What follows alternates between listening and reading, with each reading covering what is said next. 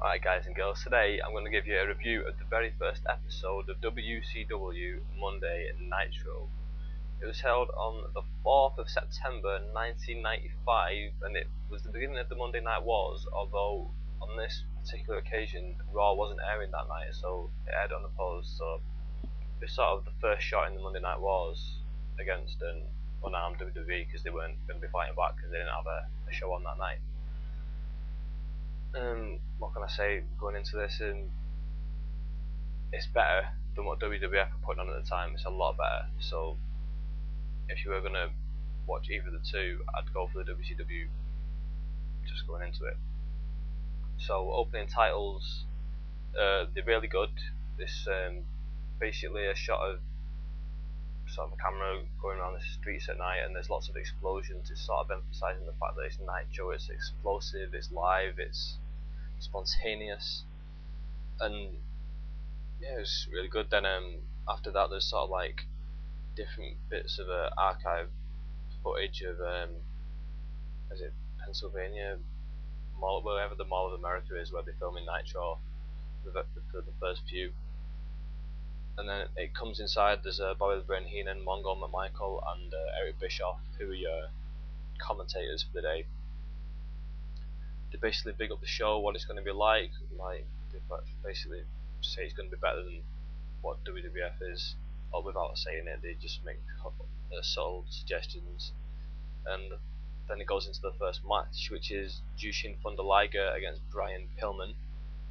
And what can I say about this match? It's a pretty decent match, to be honest. It's a bit spotty. They've sort of worked this out in the back probably, and there's a few like sort of botched spots as well. It's not excellent, but it's not terrible. It's entertaining, but at the same time, if you really want to see a really good match, then you don't really want to be seeing botches, do you?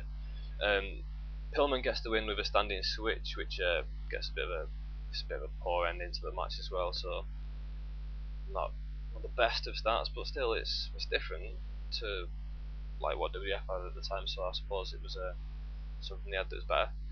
Then it goes to the break. It comes back and there's a Hulk Hogan at a restaurant, and he puts over Pastamania, which I think was his restaurant at the time, or something stupid like that. Then he puts over the fact that he's going to be facing Big Bubba Rogers, who is the big boss man in WWF days, in the main event.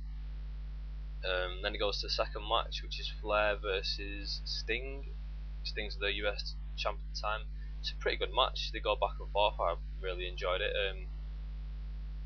Lex Luger comes out at the start, and it was like a massive surprise at the time, because he'd been wrestling for WWF up until the night before this. Then he comes out on live TV for WCW, and it's a bit like, what's going on?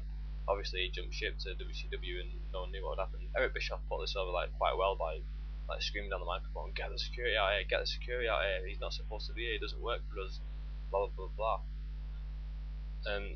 But after a bit, like, Lou just walks back out again, just randomly walked back out.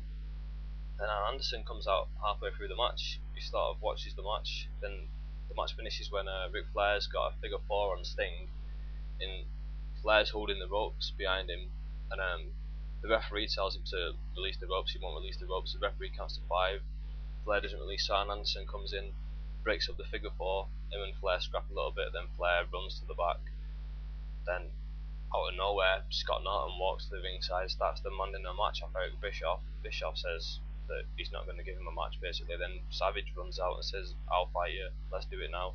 Basically it cuts to commercial, comes back, and we've found out that Savage and Norton even will fight each other next week.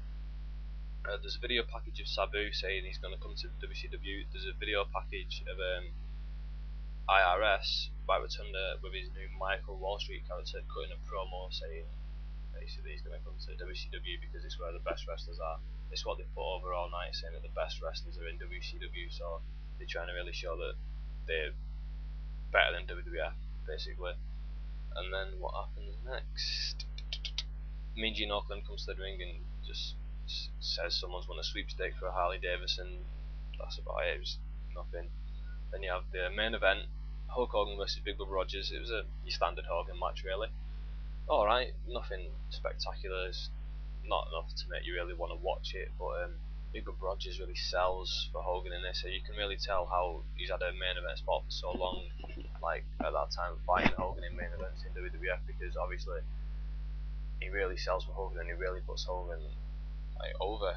Like Bossman's a big guy as well, so yeah. Hogan wins it with a leg drop standard.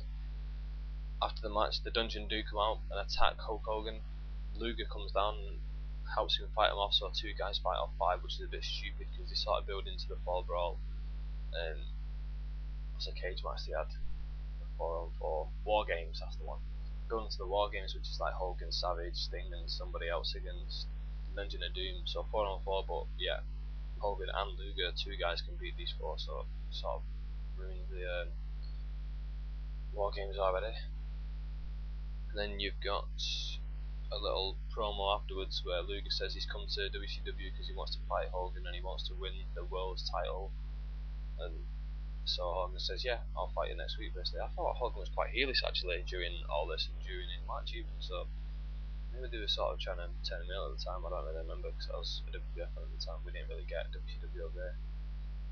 And then, yeah, basically it goes to Mongo, Heenan, and Bischoff at ringside. Mongo's got some little dog with him, like a Paris Hilton sort of thing. I don't know what that's all about, but yeah.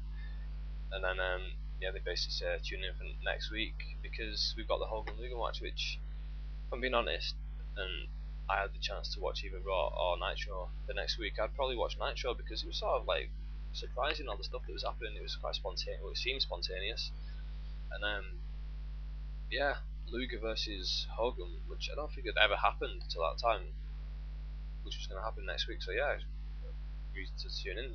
So yeah, Nitro better than Raw at the moment. That should be my review. I thought Nitro, the first one, pretty decent show. I'd give it about a 6.5 out of 10 because it was quite groundbreaking. Maybe more than that, maybe 7.5, something like that. It's quite groundbreaking, and yeah, if you ever had the chance, download it, buy it, whatever, do it, watch it. It's worth it because it's the first one, and you want to see where the wrestling business has come from. And this was the start of it all. So yeah, that's my review, and I'm out. Bye.